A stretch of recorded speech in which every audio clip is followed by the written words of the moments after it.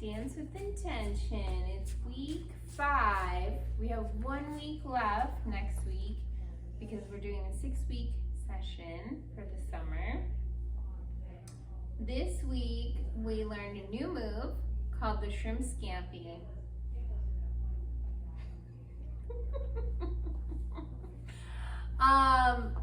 It's a cross-handed whip with an overhead catch to a hair toss for the men to a hip catch for the women, and it's just a lot to say that. So we had to give it some sort of nickname. And that's that we will never use again, and yeah. Well, we will use it when we look at this video again. All right.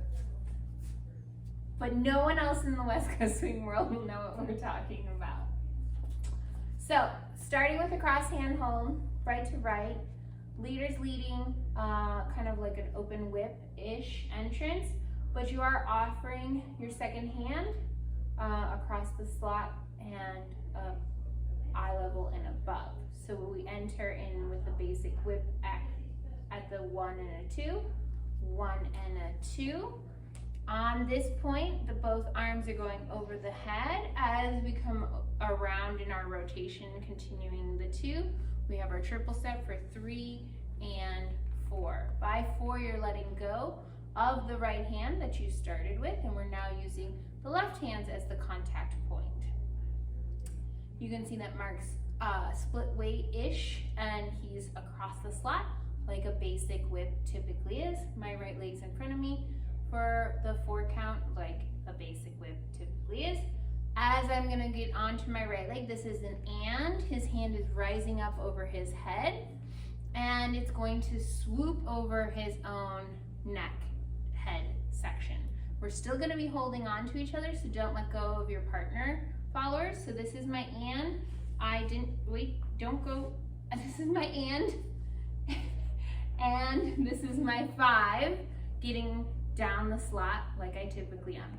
Now Mark is coming in towards my left shoulder blade and catching me in closed position. And as I have that new contact point, now we release and let go of the hand.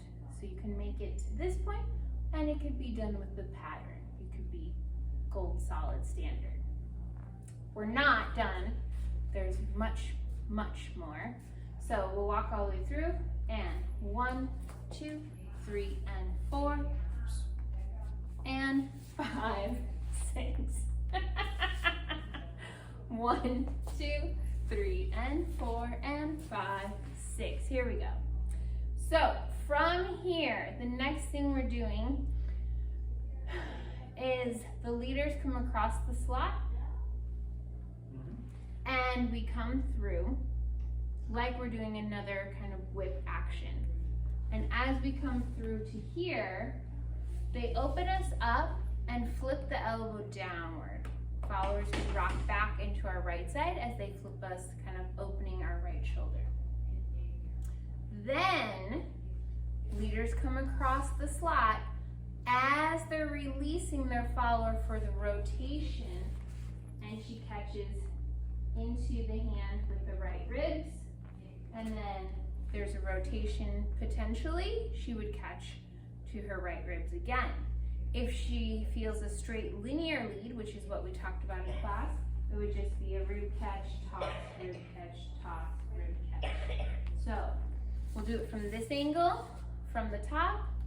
1, 2, 3, and 4, and 5, 6, 7, and 8, and 1, 2, 3, and 4, and 5, 6, 7, 8, right? So it has some play at the end where between us, it could go straight linear back and forth, back and forth.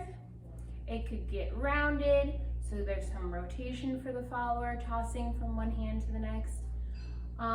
It could be 2, 3, 4, 5. We talked about followers being able to exit on their own if they were over it. So if he took me straight side to side and I was like, yeah, I'm done, I can just leave, turn away from them, and reset 5 and 6, 1, 2, and he'll recover. We also talked about leaders, making sure that when you are shifting weight, it's just your hips going over the toe ball base or the arches. And then when you're exiting the pattern and sending your fall away, it's a full shift, not just over the arch or the ball, but now you're transferring your weight past your toe point because you're going to continue through with another step. And I, as a follower, can feel that difference of you're just shifting your weight through your arch and you're shifting your weight past your toe to lead out. Anything else you want to add in for today? Okay, great job. We'll see you guys next week.